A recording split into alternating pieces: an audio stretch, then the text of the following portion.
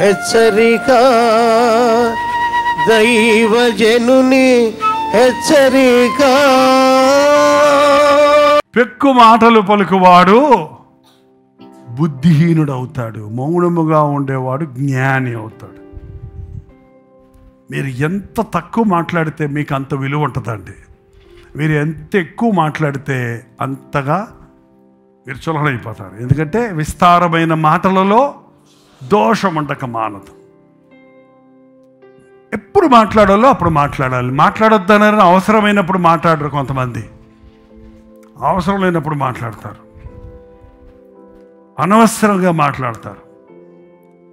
సమయోచితమైన మాట వెండి పళ్ళెములో పెట్టిన బంగారపు పండ్ల వంటిది.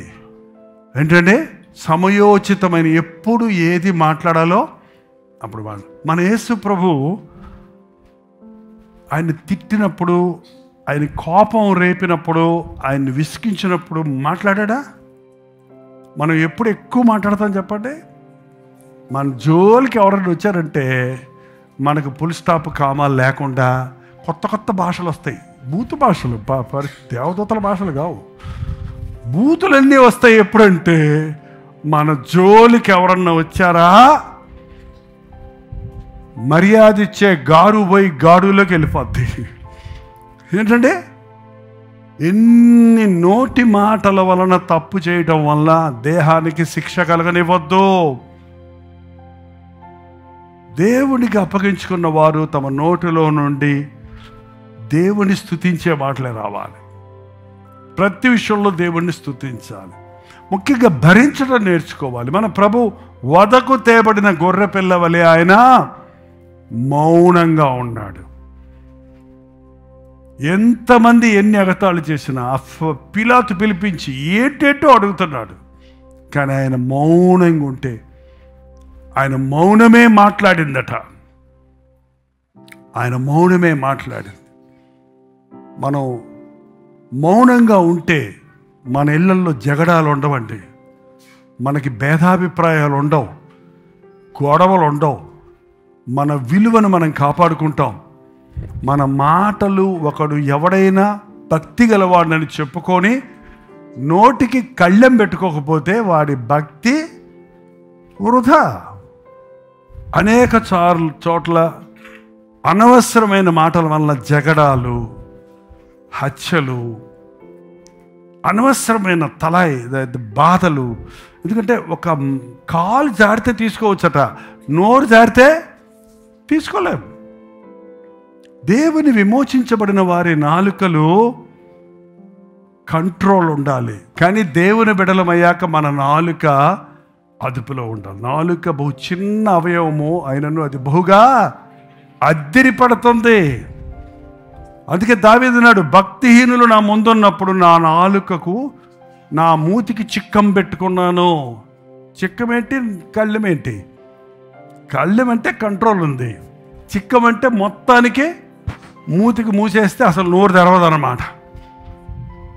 ఏంటంటే నోరే తెరవటం లేదు భక్తిహీనుల దగ్గర. ఎందుకంటే ఏది మాట్లాడినా తప్పే, ఎస్ అన్నా తప్పే, నో అన్నా తప్పే. కాలుకేస్తే మెడకేస్తాడు, మెడకేస్తే కాలుకేస్తాడు. అందుకని కొంతమంది మనల్ని తికమక పెడతానికి, మాటల్లో పట్టిస్తానికి మనల్ని మాట్లాడిస్తూ ఉంటారు.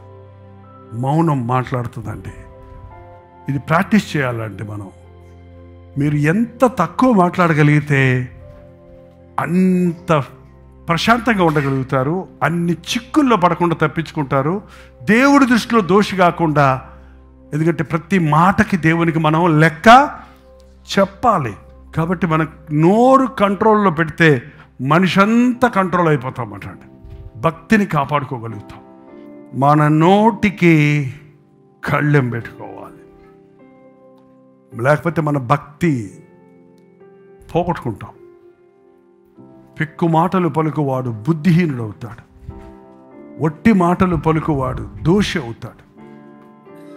జ్ఞానము కలిగిన వ్యక్తి జ్ఞానము కలిగి నోరు తెరుస్తారు. Think twice before you speak. ఈ మాట అవసరమా, ఈ మాట ఇప్పుడు అవసరమా అని మనం అదుపులో పెట్టుకోవాలి. ప్రార్థన. పరిశుద్ధుడా, ప్రేమగల తండ్రి, లోకానికి వేరై నీ సాక్షులుగా బ్రతకడానికి, ఈ లోకపు ఉచ్చుల్లో పడిపోక మా నోటితో నిన్ను స్తుతించుటకు పెక్కు మాటలు పలికి బుద్ధిహీనులు కాకుండా, అనవసరమైన మాటలు పలికి శిక్షకు పాత్రలు కాకుండా మౌనిగా ఉండటం మాకు నేర్పించయ్యా. సహనం, ఓర్పు మాకు దయచేయి నాయన. నీ రక్తములో కడగబడిన మేము నీ స్వభావాన్ని కలిగిన వారిగా బతకడానికి సహాయం ఇచ్చేయండి.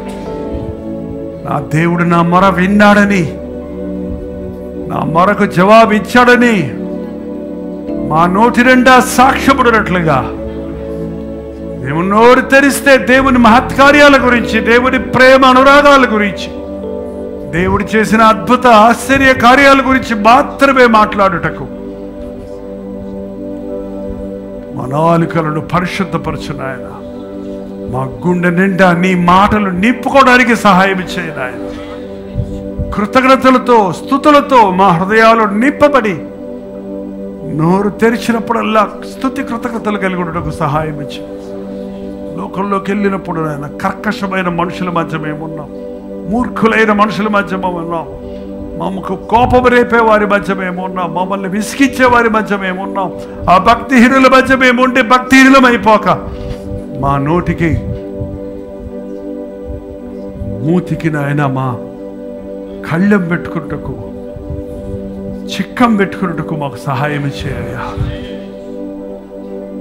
బయటకు వెళ్ళినప్పుడు ప్రభు సాక్షులుగా జీవించినట్లు మా కుటుంబాల్లో, మా ఉద్యోగ స్థలాల్లో, మేము నడుచు మార్గమన్నింటిలో నా ప్రభు నాకు తోడై ఉన్నాడన్న విశ్వాసంతో నీకు ఇష్టలుగా జీవించుటకు మా ఒక్కొక్కరికి నీ సహాయం చేయమని క్రీస్తు నామములో అడుగుచున్నాను తండ్రి.